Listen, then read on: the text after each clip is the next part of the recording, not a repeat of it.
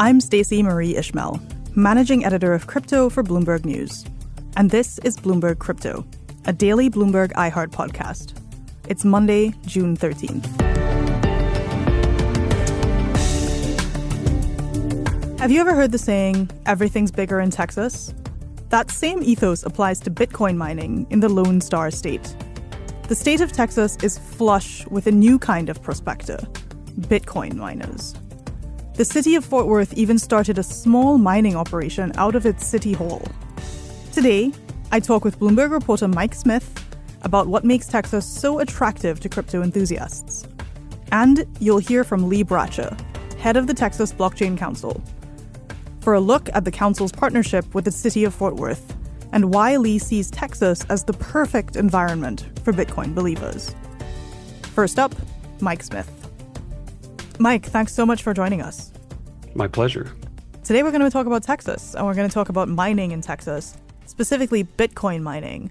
But just before we dive into kind of the technicalities of what's happening with Texas and these Bitcoin miners, can you just explain what a Bitcoin mine looks like? Have you been to one? What was that experience like? Yeah, I've been to one out in Texas, actually, and it's quite almost a surreal experience. Most of these mining operations are located really in very sort of remote places in the middle of nowhere, so to speak, especially in Texas. And they're quite striking when you come upon them, so to speak. But they're actually quite simple in what they are. They're basically, warehouses or even sort of shipping containers filled with racks and racks and racks of computers that are all working in this together and sending the result of their work up into the sky to a internet connection via satellite. And they use a lot of electricity. So imagine just dozens and dozens and dozens of very expensive computers sort of humming along, solving math problems, creating Bitcoin. Exactly. So they're part of a much larger pool, but they in turn are quite big in a lot of these cases. And we're talking tens of thousands of computers, servers, Bitcoin servers, they call them, that are controlled or owned by the same miner, if you will, in many cases. And they buy how many Bitcoins they actually get, which is completely related to the number of computers they have and the amount of electricity they have to power them. So Senator Ted Cruz, who's one of, Texas's two senators, is on the record as saying, I want Texas to be the oasis on planet Earth for Bitcoin and crypto, which is, a pretty ambitious statement given the competition from other countries. I got to say, when it comes to Bitcoin and when it comes to crypto more generally, I am incredibly bullish. So talk a little bit more about what Texas is specifically doing to attract Bitcoin miners to the state. Well, Texas is sort of the ideal place for Bitcoin mining because there's so little regulation for just about anything. And that includes the electricity market. And the government, starting with the governor and spreading on to the federal level to Senator Cruz, for example, they really believe in clearing the way in terms of regulations for business to do what they need to do to make money in their state. So that's kind of what they've been trying to do with Bitcoin. In last year, the state legislature passed a law, and Governor Abbott signed it, that basically set up this whole legal framework for Bitcoins to be sort of recognized as legal assets, if you will. And it made it easier for banks to be able to handle them, made it easier for sort of just the uniform code of doing business to include cryptocurrency assets, including Bitcoins. Now, as a person who's lived in Texas and has experienced its weather extremes, as well as let's describe this charitably as the somewhat fragile power grid, what is Texas also doing to shore up its energy reserves for, people and businesses that aren't crypto miners, given the constraints that it's operating with on that front? There's an issue with the amount of new electrical generation power plants coming online and being able to get to the people that need it as quickly as they need it. So that's sort of their big challenge, trying to provide incentives for people to build more power plants, ideally, plants that are sustain, or renewable with solar and wind. But the problem is there aren't enough power lines to get that electricity the long, long distances back east to the major cities, for example, like Houston, Dallas, et cetera, and to the industrial users. In other words, the people that need electricity are really far away from where it's being generated. And can we talk about the weirdness of the fact that, Houston is close to other cities in other states. There's various parts of Texas that border other states in the U.S. as well as, of course, other countries. But the Texas power grid isn't connected to any of these places. Why is that?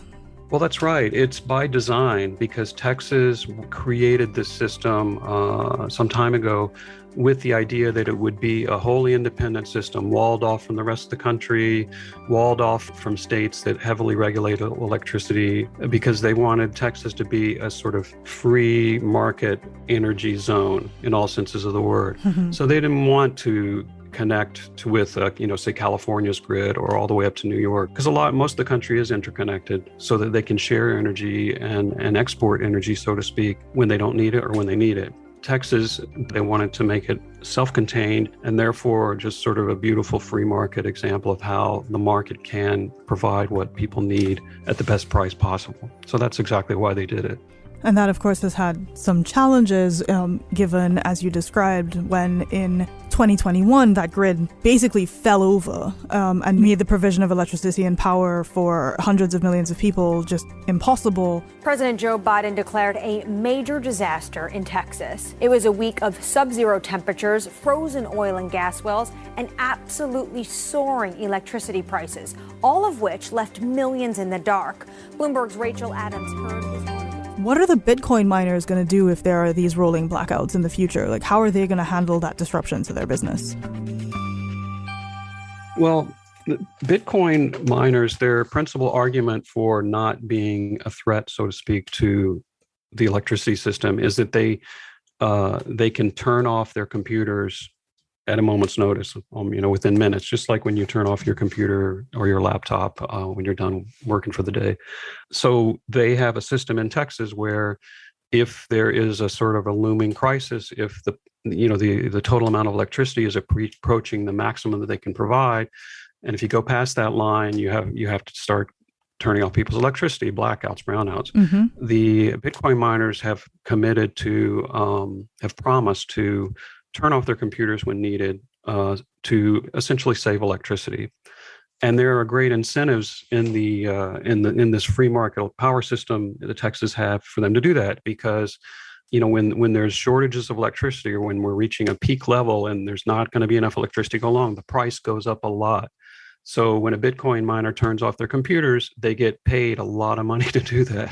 I mean, they can make as much money turning off their computer for a few hours, their computers for a few hours as they can, mining Bitcoin for days and days and days. So what's interesting to me is this positivity around crypto sort of kind of came out of nowhere at the highest levels of government. Like, Governor Abbott and others had been very welcoming to people like Joe Rogan and Elon Musk, who are, very much embedded in various parts of this kind of tech libertarian crypto scene. But the explicitness around, hey, come to Texas, set up your Bitcoin mines, is a newer development than that. And I'm wondering, how much of this is attributable to lobbying. Like, the Texas legislature has a very interesting relationship with lobbyists of all stripes, and the Texas Blockchain Council has really established itself in a relatively short amount of time as like foremost among them as it relates to this conversation. Yeah, and it's interesting because the Bitcoin Council, it's almost like they don't really need lobbyists. They just sort of call up the governor and he invites them over to the mansion to talk. They're being just extremely welcomed and with remarkably little, actual resources they have to throw at it. Same thing with executives in the industry. At the core of Bitcoin mining is energy. And it's interesting, if you talk to a lot of the Bitcoin miners in Texas are they're oil people. They came from the oil and gas business. Bitcoin to them is just it's another form of the oil business. Yeah, it's quite similar. Instead of drilling for oil, you're looking for electricity. Well, thank you. That is a very interesting thing to think about, the connection of that, what is a very true historical fact and something that feels extremely cutting edge and of the moment right now. I'm really so glad that you could join us today, Mike. Thank you again. My pleasure. You can find more of Mike Smith's reporting on the Bloomberg terminal, on Bloomberg.com, and on Twitter at Smith Markets. We'll be right back.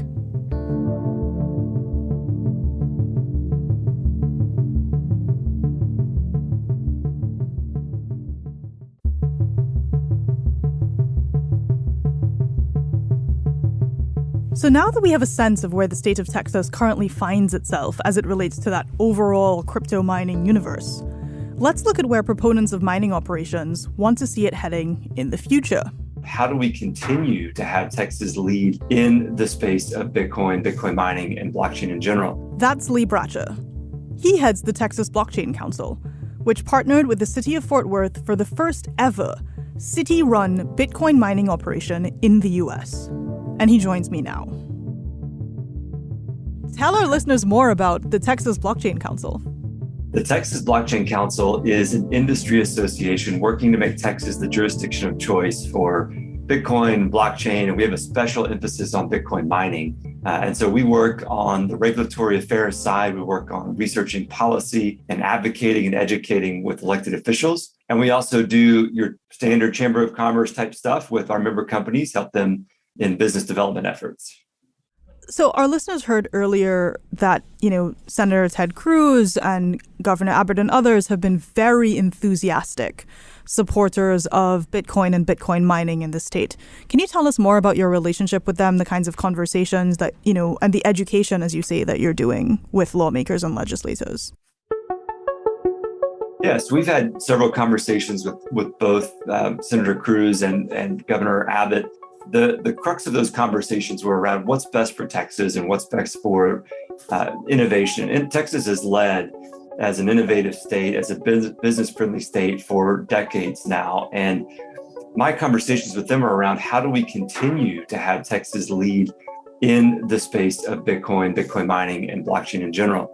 And specifically pertaining to Bitcoin mining, we have conversations around job creation, tax revenue, and the ERCOT energy-only grid. Everyone's goals is to ensure that power reliability is maintained, and that Texans, whether they live in El Paso or Dallas or in rural East Texas, they all have reliable and consistent access to power. In various other countries, miners have been, shall we say, less than committed, right?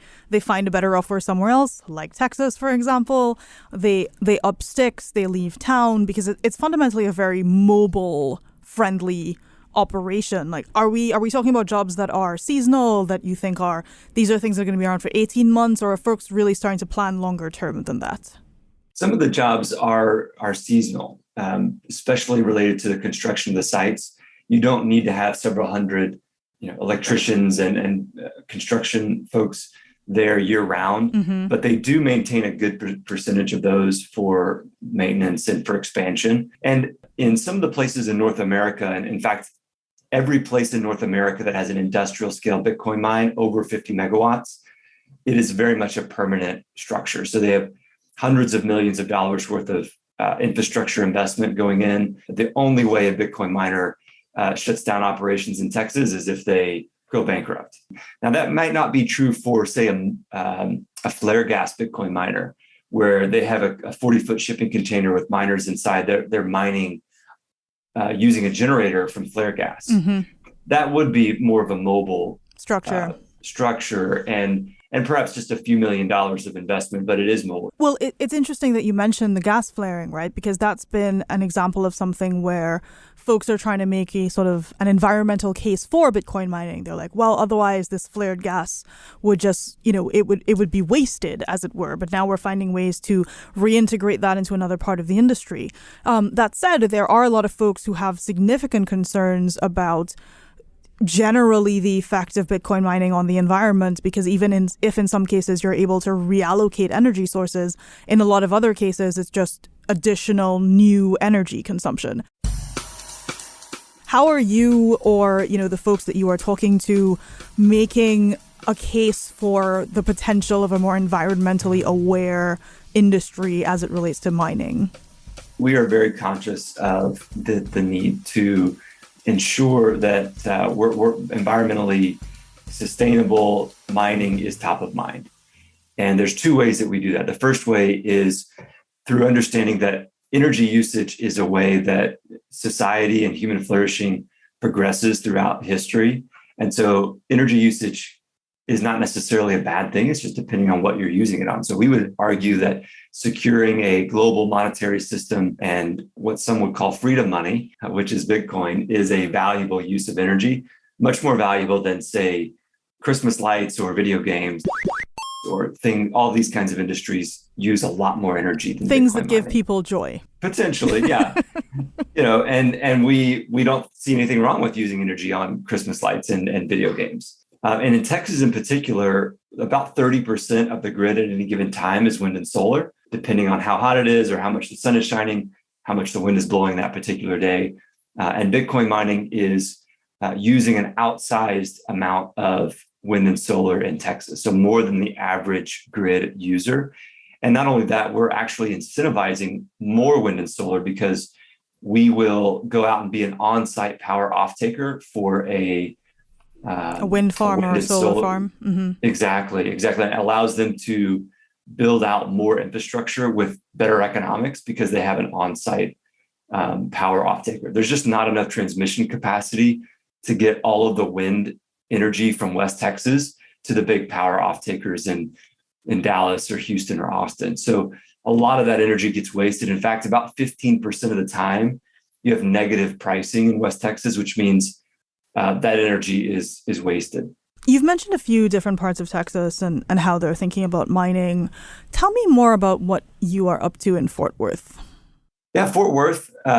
We connected with the mayor of Fort Worth in the city several months ago through mutual friends, and they had an interest in Fort Worth becoming a tech city and a city that's innovation forward. And so one of the ways that we suggested that they do that is becoming a city that it's a first for Bitcoin and Bitcoin mining. So we decided to donate several machines to the city of Fort Worth for them to mine Bitcoin. It's not really a substantial amount of Bitcoin or a substantial amount of power. It's about the amount of power that it would take to run 2 vacuum cleaners, and the amount of profit from these machines will be measured in hundreds of dollars and not millions of dollars. So it is very much a pilot study at no cost to the taxpayer because these machines were donated. And the proceeds from the Bitcoin that is received will offset any of the power costs and have a little bit of profit on top of that.